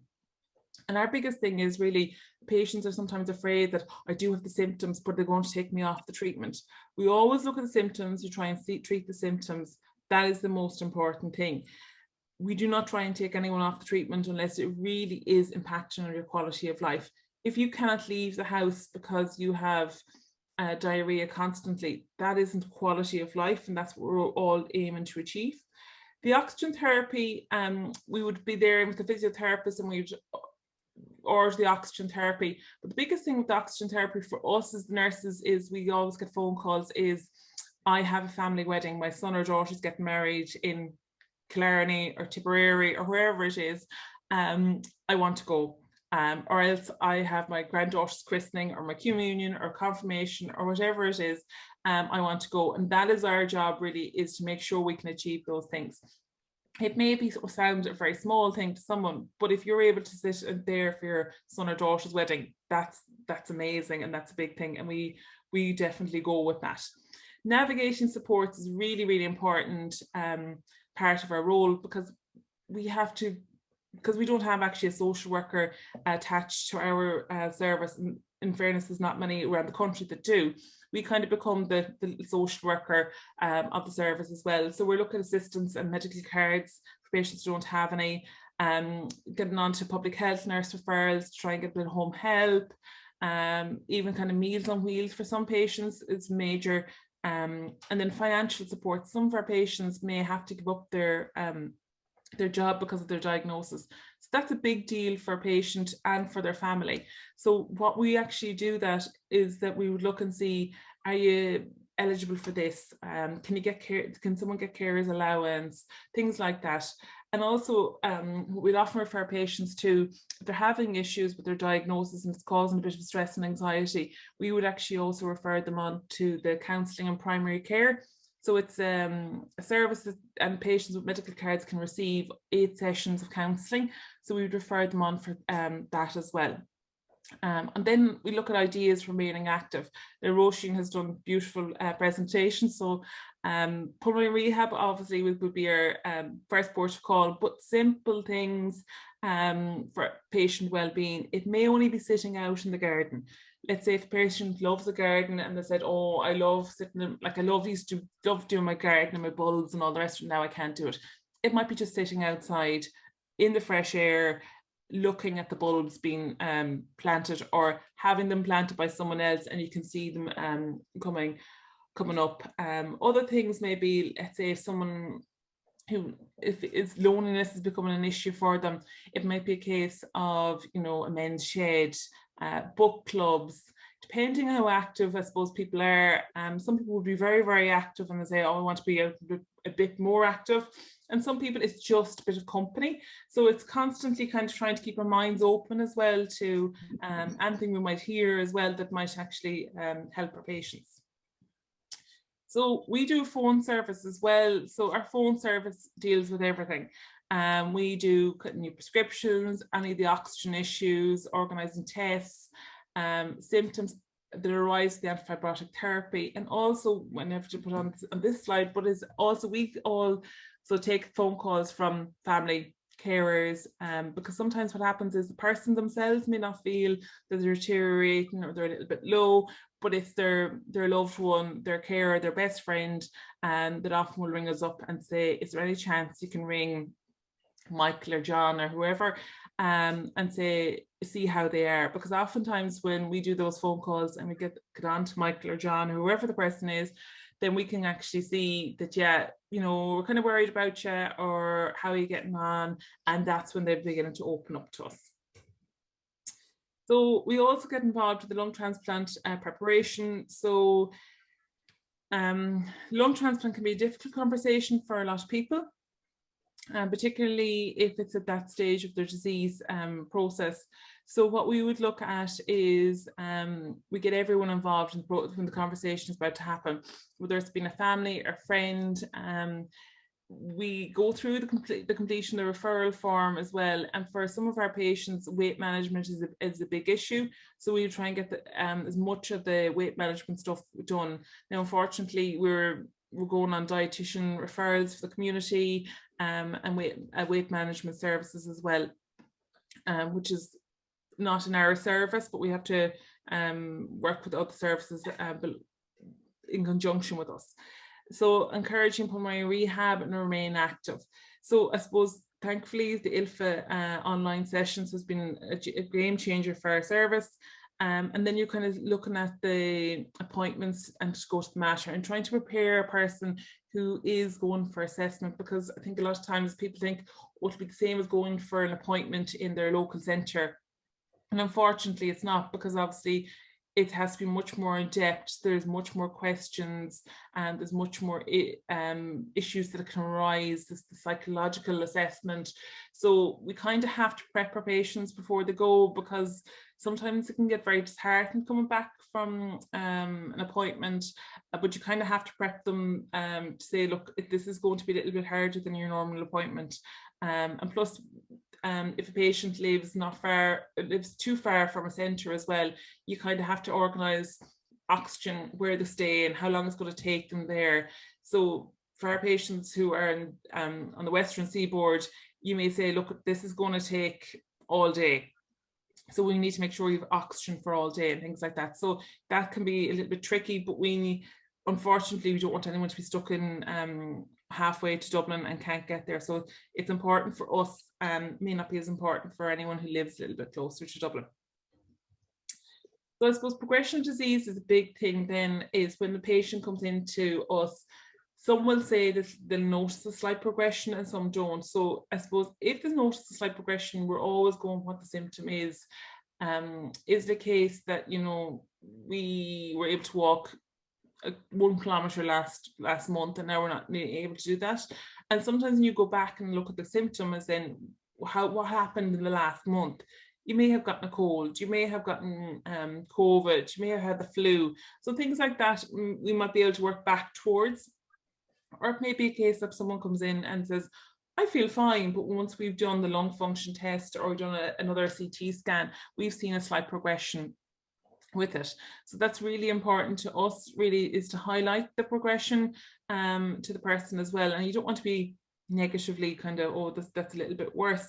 But I suppose it's, for some people, they like to know exactly where we are on the journey, and other people, they don't want to know the ins and outs, but they'd like to know more vaguely where we're going. It's important to really outrule any of the symptoms that they may be causing. So often we have patients come with shortness of breath, and we'd always look for a cardiac echo, so it's an ultrasound of your heart. And the important thing is that just in case it is anything heart related, that we may be able to work with their cardiology consultants to help improve those symptoms for the person. So these are three documents that through the Irish Hospice Foundation.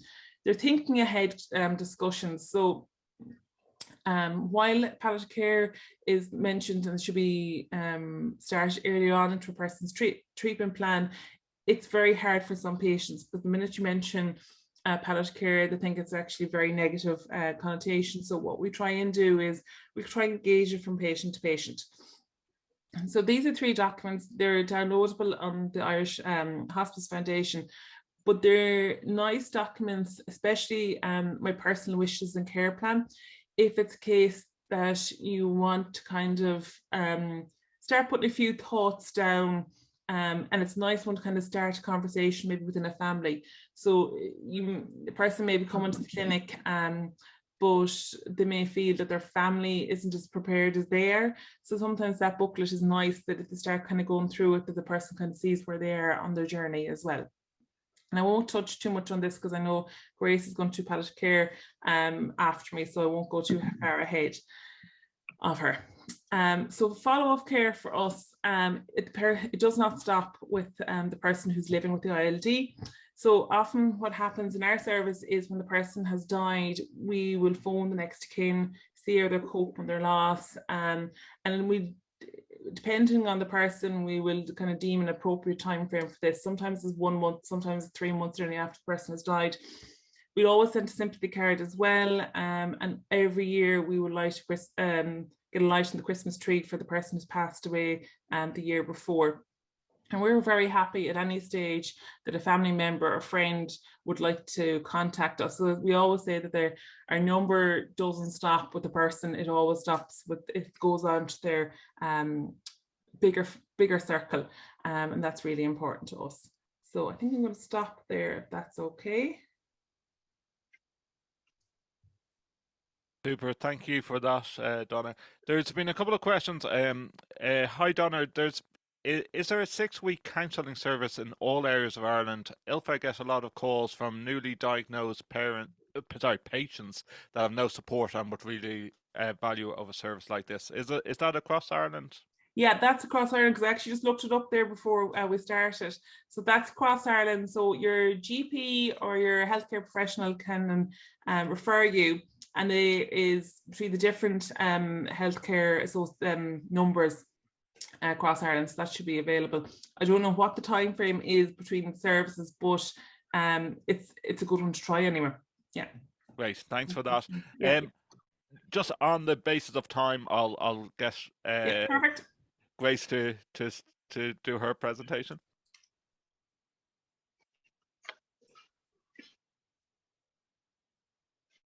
Sorry. Yeah, sorry, Eddie. I should have said over to Eddie. Yeah, our next speaker is Grace O'Sullivan. And Grace is a respiratory clinical nurse specialist at Cork University Hospital. Grace's presentation is entitled Research on Palliative Care. So I'll hand over to Grace now. Thanks, Eddie. So I'll just begin to share my screen now. So thanks again to Eddie for the introduction, and thank you to ILFA for inviting me here to talk today. So like Eddie already said, my presentation is going to be on research on palliative care in pulmonary fibrosis. So I'm a respiratory clinical nurse specialist in Cork University Hospital. So just a quick overview. What exactly is pulmonary fibrosis and what are the associated symptoms? What does quality of life actually mean, and what factors may influence it? Why is palliative care important, and what are the current guidelines around the implementation of palliative care in pulmonary fibrosis? What is currently happening in practice? Are there barriers to timely implementation? And where do we go from here? So I know Professor Hurley spoke in greater detail about what pulmonary fibrosis is, but I'll just give a quick recap. So it's a lung condition that causes the lungs to become thickened, stiff and scarred. This is what causes shortness of breath. It's a condition that gets continually worse over time. And it's important to remember that the rate of disease progression is different in everybody. And again, it's important to remember that as I talk about palliative care this morning, to remember that everybody's at a different stage in their disease trajectory.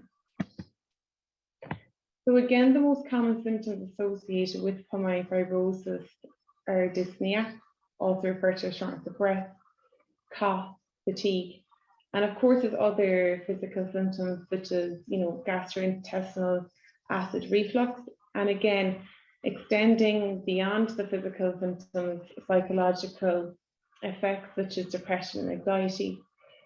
But dyspnea or shortness of breath can be referred to as episodes of breathing difficulty, and it does have an impact on the ability to carry out activities of daily living.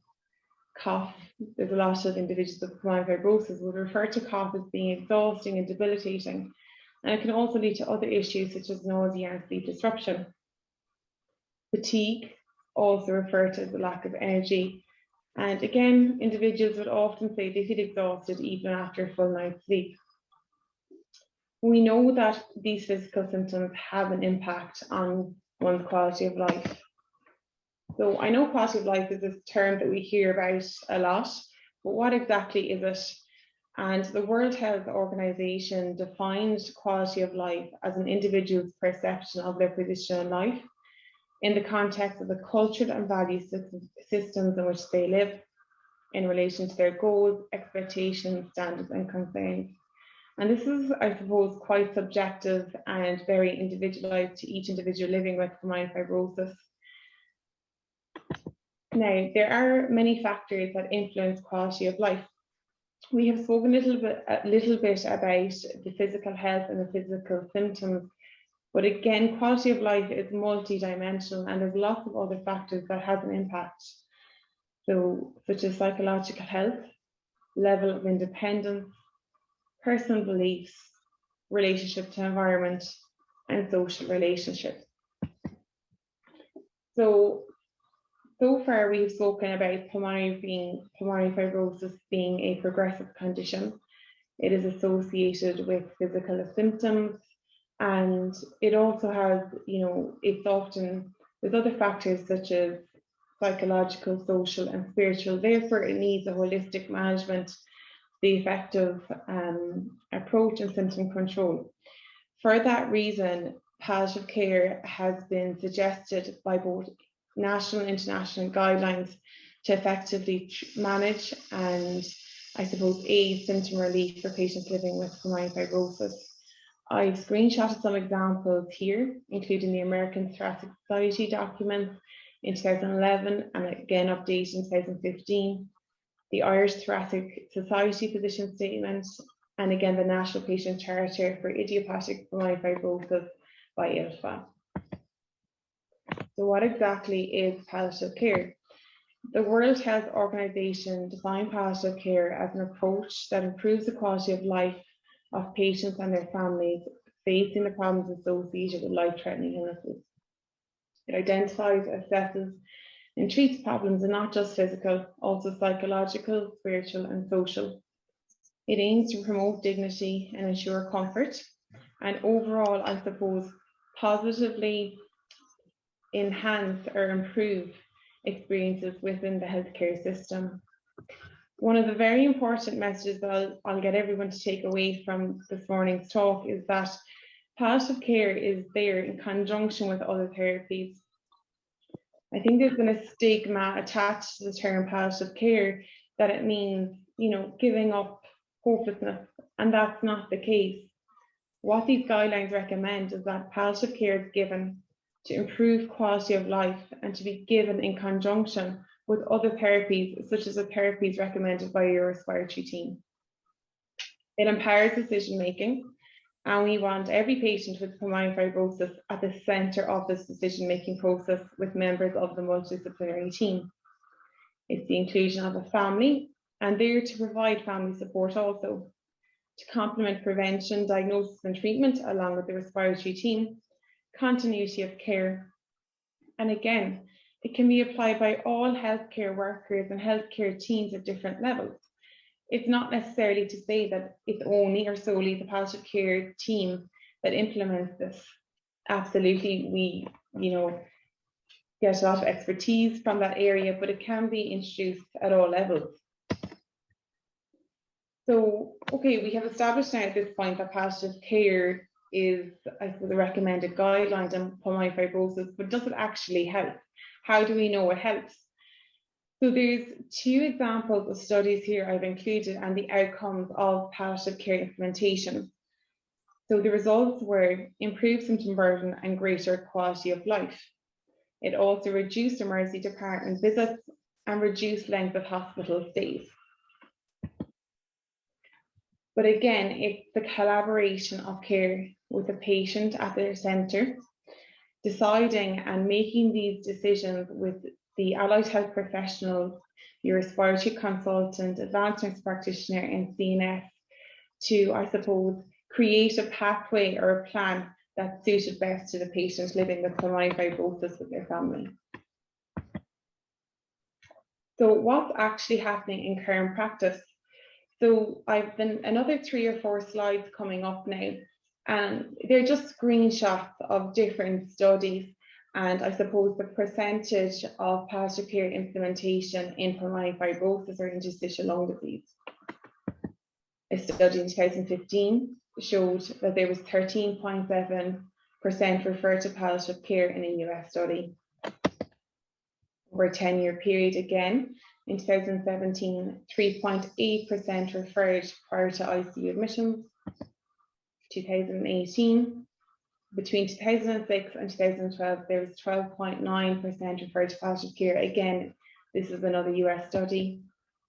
And out of 828 newly diagnosed individuals with pulmonary fibrosis, 13.9% referred to palliative care. And I know Professor Hurley referred to the World Cafe Day earlier on, and there was 6% referred to palliative care from that research. So at this point, I suppose it's clearly, or it's very evident that palliative care is often underutilized in pulmonary fibrosis. And why is this? And I think every research piece out there shows that it's the stigma attached to the term palliative care. It's a lack of understanding and education of palliative care And that's across the board. It's for patients, family members, and healthcare professionals. It's a misconception that palliative care is associated with death, dying, hospice care, and it's not. You know, it's about living better for longer with a better quality of life, supported by your medical team, family, and having a greater understanding of it all. So what are the strategies to break down the stigma? It's increase awareness and education. And that's why I'm here to speak with everybody today about what palliative care actually is and to break down that stigma. Now, I completed a study 2 years ago now on IPF and palliative care, and it was a qualitative exploration of nurses' experiences in the delivery of palliative care. Now, I suppose my findings correlate with the underutilisation of palliative care that I've discussed earlier on this morning. But one of the, I suppose, common questions that surfaced during this research is when we ask nurses, when should we implement it? You know, what's the best time? And there's no hard or fast rule because each disease trajectory is so individualised, it's very hard to give, something exact. But all that we recommend is that it's introduced at an earlier stage, is that the decision is made with the patient, family, and the members of the multidisciplinary team. Another concept that was seen as a common theme throughout my research was the concept of hope. And I think it's very important to remember this going forward. We all know that hope is essential at the time of a chronic disease diagnosis, no matter what this chronic disease is. And again, throughout the research, I noticed that healthcare professionals feared that they would, I suppose, create a sense of hopelessness when palliative care is introduced because of the stigma attached to that term. And what we hope going forward is that we can break down this stigma to increase the utilisation of palliative care in pulmonary fibrosis to improve quality of life and symptom burden. And we hope that we can change things going forward with this further research. Thank you. And I'm open to any questions if there are any. Thank you for that. I think you might have answered the main question that a couple of patients have been asking is how early in the disease progression can you avail of palliative care? Yeah, so again, palliative care, like I said, can be implemented by your respiratory team. And then it can, if at that point that we feel that we can't provide enough symptom relief as what we'd like, we could then refer on to the palliative care expertise team. Now, I don't think, again, there's any hard, fast rule of when we implement or when should we not implement. It's a discussion that needs to be had with your consultant, nurse specialist, advanced nurse practitioner on when best to implement to ensure symptom comfort and, a good quality of life throughout. That's great, Grace. Thank you so much for your presentation. I'll hand back over to Eddie. Thank you, Grace. Thank you for your presentation. Our next speaker is Jerry Fitzgerald, and Jerry is from Tipperary. And we are delighted to have Jerry share his story with us here today. So I'll hand over to Jerry now. Good afternoon. I want to thank you everyone for allowing me the opportunity to speak. And the previous speakers are very informative, and it's most enjoyable to hear all this going on and to know there's so much support out there. I'm a beneficiary of all that care and attention I received along in 2022 November. I'll give you a brief run-up as to how it occurred and why I was deemed necessary for this to happen. I was always subject to kind of chest infections and stuff like that, and yearly or so, and I'd get an antibiotic and steroids and I'd be fine. But in 2018, it got considerably worse and the infection didn't clear.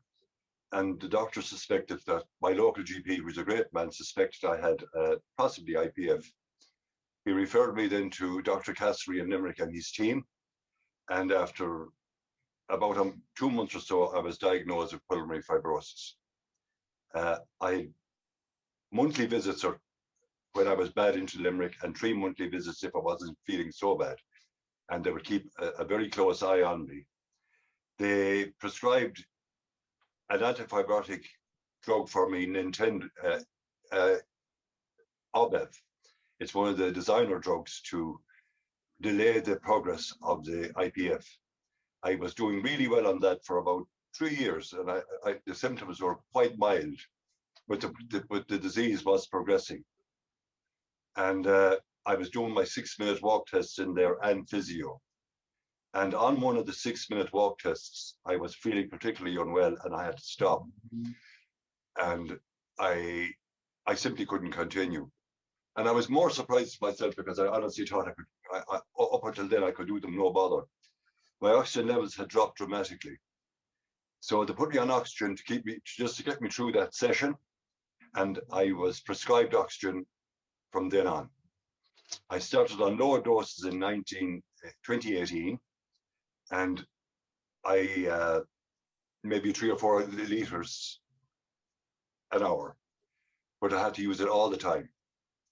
And when walking and doing any kind of exercise, it was a bit of a roller coaster for me because I didn't expect I'd have to do that, but I got used to wearing it and I got used to going out and about with the oxygen.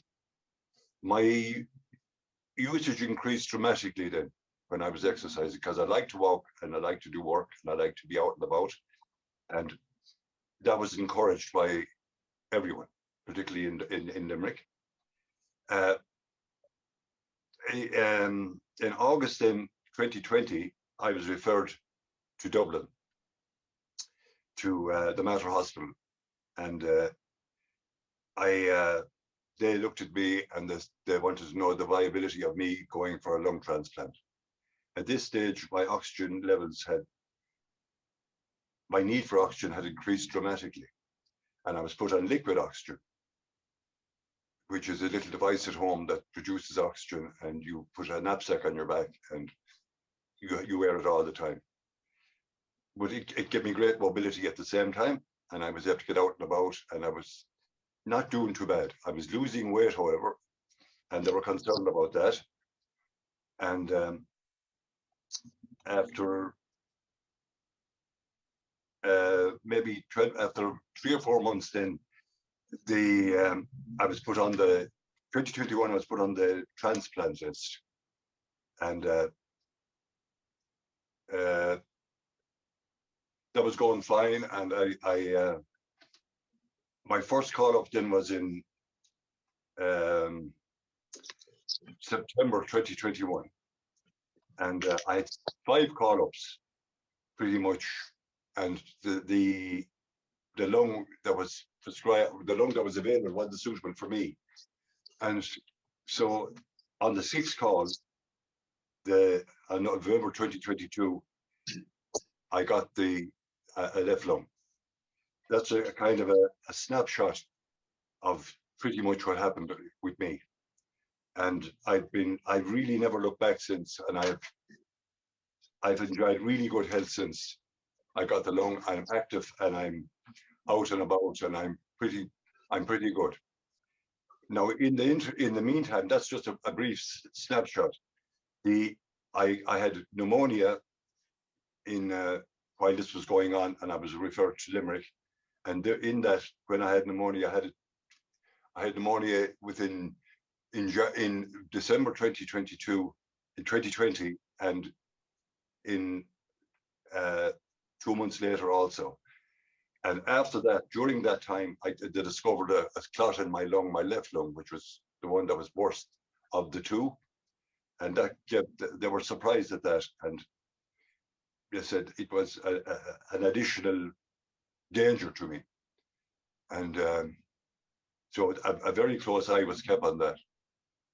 And they kept, Dublin then took up the reins on my care.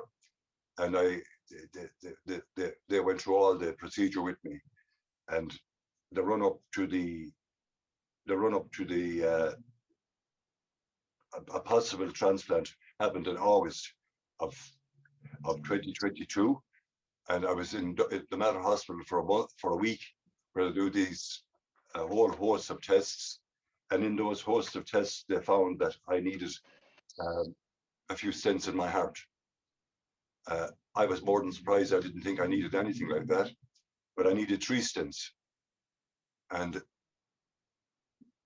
I didn't realize my heart was in any kind of bad shape, because the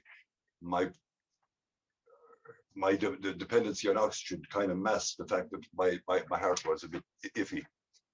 So after getting the stents on the stents, and I felt pretty okay, and I was doing okay. And as I said, I was put on the list. I was on the list for a short while, and I got 5 call-ups. I got 2 in September 2022, in the month of September. And they weren't suitable for me, but they may have been suitable for somebody else. That's how it goes.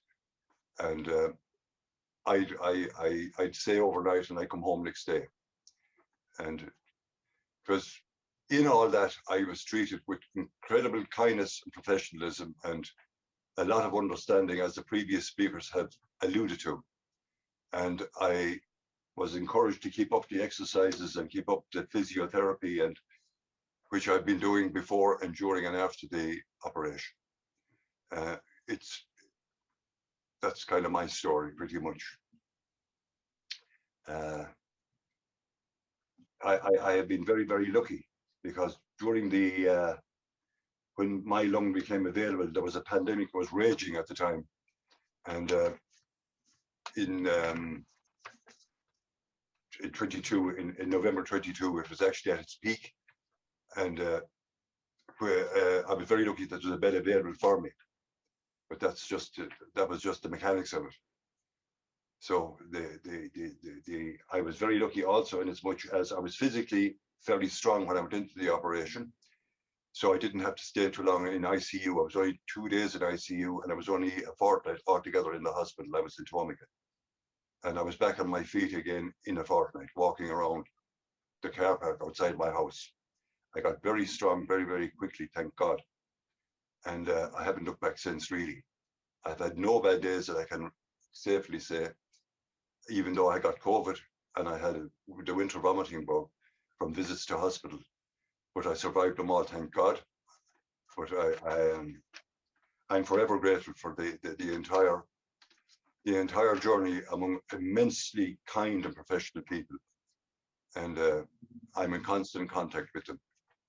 ILFA, the people, indeed your good selves, and the exercises are probably the most beneficial thing of all. It simply cannot emphasize how important they are to do the physical, because your condition goes off you, and your strength leaves you, and you have to really work on that to keep it going. So walking and using your exercise bike and the weights, especially. In doing so, I injured myself a little, so I can't use the weights as much, but I was probably a little too enthusiastic when I came out of the operation. I was feeling so good. So that's kind of my story regarding I know it's kind of a snapshot. I might have missed a few dates, but I'm a little nervous when I'm speaking to you, but you get the idea of what I'm saying. And you're getting lovely comments, Jerry, coming in on the webinar chat here, with people saying thanks for your honesty and thanks for sharing your experiences as well. No bother at all. I was a little nervous. I'm usually not now, but I have a bullet point list here, and I seem to have only mumbled through it. But the important thing was just to reflect on it would be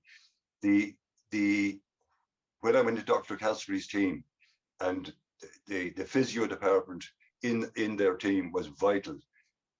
They put me on very strict physio that I would do at home and do with them twice a week. The pandemic stopped all that, so I went online. So I couldn't physically turn up, but any of us couldn't. But it's gone full belt now, and it's actually increased to 3 times a week, the classes, which we gladly participate in. And by and large, it's very positive, the whole experience, because as was suggested there with palliative care, that was mentioned to me also, No, I have to confess, I was a little bit nervous at that, because even though I knew it was a terminal illness, I kind of put it at the back of my mind because I thought that was for other people. But clearly it wasn't. I was very much in that drop zone that I could possibly not come out of this. What I found incredibly encouraging, and I should have said it first rather than last, was my partner here, Philippa, who stood by me throughout the entire procedure and was very, very encouraging, because she has her own issues because she's back in college and she's doing a lot of work herself, and she had a very positive influence on me in keeping going. Never missed an appointment with me, always strives for me. I insist on doing it, but she insists on driving me to and from appointments. I don't know how she makes the time, but she does. And I'm really well looked after. I also, as regards the classes, we have a kind of a friendship between us on the ILFA classes. We all know each other by name, and we have it's a great support group. Even though we might only get to speak for a minute or two to each other, we can kind of see how we're doing. And it's always great to see a new lung recipient coming on, or someone who's about to go, and we all kind of help each other along. I can't believe how much oxygen I was using now that I see it here. I was on 20 bottles in May 2021, and it wasn't enough. So I must be doing a lot of walking or marathons or something, but Jesus, where did I lose? What was I doing without oxygen? But thank God my oxygen is up to 98% now. I don't have any problem at all. I can walk for 5 miles without a bother. Now, there are challenges, of course, but you when I say not a bother, you will feel to get caught, but like, it's what you expect. And but you keep going. And some days are very good, and some days you feel a bit challenged. But I have a black Alsatian, a black Labrador here with me that goes and brings me along whether I like it or not. And, and we get through the whole thing pretty well. Overall, the experience, lads, was extremely positive for me. Starting first over with my partner here, Pip, my local doctor who referred me to Limerick, the team in Limerick, the referral from the team in Limerick, with particular attention to the physio people in Limerick, who then referred me to Dublin. I met Dr. Michelle Murray and her team, and she assessed me and then put me on a list. And it was, you are told that the list can be a bit bothersome for people because they expect on the first call to be fixed up. You are explained to you that that may not happen, and you become quite accustomed to not being called up and the lung not being suitable. And a lot of people ask me, was I bothered by that? In truth, I wasn't, because I'd been well prepared for that. That was in all run-up, all conversations I had with the team in Dublin, that there's a likelihood the lung won't be for you, but it may be for someone else, or it may not be for anyone, because it's a very comprehensive test on the, as you know, to receive a lung, and it is such a special and wonderful gift to get, and so it's not to be treated lightly.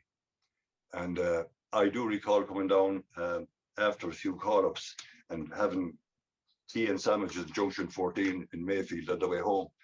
It was a bit like I didn't know what, it was hard to figure out what was going on. It happened so quickly that you'd be up, the lung wouldn't be suitable. And they'd say, if you want to stay overnight, you can, but I'd like to go home. So we'd find ourselves drinking tea and eating sandwiches at Mayfield at 3 in the morning. and during the pandemic, we couldn't even do that because we had to sit in the car. I realized here I must have been telling lies, because the 6th call up I got the lung. I thought it was the 5th. Now you think I had that kind of I have remembered that, but I have it written down here. It was the 6th call up I got the lung, and I was, as I said, very lucky because it was the middle of the pandemic, and it was a very fraught time. And what amazed me about the people in Dublin, and indeed all professional people, it's such a humbling experience that they take everything in their stride. Nothing phases them, absolutely nothing. no matter what you say to them, they weren't one bit phased. And whatever difficulty you might be having, they deal with it and they tell you what's the best source of action to take. And I was overwhelmed really by the humanity and the humor of it. There's a great practice, there's great fun and all this. It's not doom and gloom by any manner of means. They're very witty people. They've seen it all, like, so, and quite charming. And but you have to do kind of what you're asked to some degree. Exercises, diet, try and get as much rest as you can, and of course avoid the local hostelries, and do exercise, and no more alcohol and no more any of that business. It's a new life, and a good one, and a very good one, let me tell you. So I am so appreciative that I'm able to stand here and talk to you, because it's just really wonderful, really, really fantastic. Well, Jerry, we really appreciate you spending the time to tell well, us. I hope it sounded a little garbled, but I had a much better intention here at my sheet of paper to give a more I suppose. That's all. I think you spoke from the heart there, Jerry. I think so too. Yeah, I have all the dates, but I have so many names here. I couldn't get through them all, but all the various people that I met along the way are quite incredible. You know, the important one immediately, I do recall, after the operation, my oxygen coming up to 99%. And I was able to walk the steps at the Malvern Hospital with the physios, and my oxygen not dropping. It was absolutely wonderful, and no oxygen on my back. It was, I cannot tell you how relieved and how joyous it was. It's quite something. And I haven't stopped talking since. So that's the way of it. So you're great people up there. Keep it up. Yeah. Thank you, Jerry. God bless you all. Good. Okay, I'll hand you back over to Eddie. Thanks, Justin. A remarkable man, and a great pleasure hearing from him. And I'm sure there isn't a patient out there that hasn't been uplifted in the last couple of minutes listening to the success story. Thank you very much. Anyway, my sincere thanks to all our speakers today for the event that has taken. They have taken their time, their expertise, and kindness. I think it was a fantastic series of talks, as this event usually brings about. Organising this event takes considerable time and planning, and I would like to extend on behalf of myself and committee and friends and supporters and all that to Gemma O'Dowd and to Anne Griffin for all their hard work and dedication behind the scenes. We're enormously grateful to Justin Dawson for his help in managing the technology to deliver this event online. And this year, ILFA is celebrating our 21st anniversary, and our success to date is due to a hardworking committee who run the charity, and thanks to our loyal and ever so generous fundraisers. ILFA's work and events would, like this, not be possible without their hard efforts. ILFA depends on fundraising and donations, and all support is really appreciated. If you or anybody would like to fundraise for ILFA, please get in touch. Please consider taking part in the ILFA 2000 Step Extra Challenge on Easter Monday, the 10th of April. We are asking everybody to walk 1 extra mile on Easter Monday and make a donation to ILFA. You can contact Gemma or Anne at ILFA for more information. I would also like to ask if you or a family member is a member of a club or a society or a company, please again consider ILFA as a potential charity partner. We will welcome such an opportunity. We hope you enjoyed the Patient Information Day and that you will join us for the next one.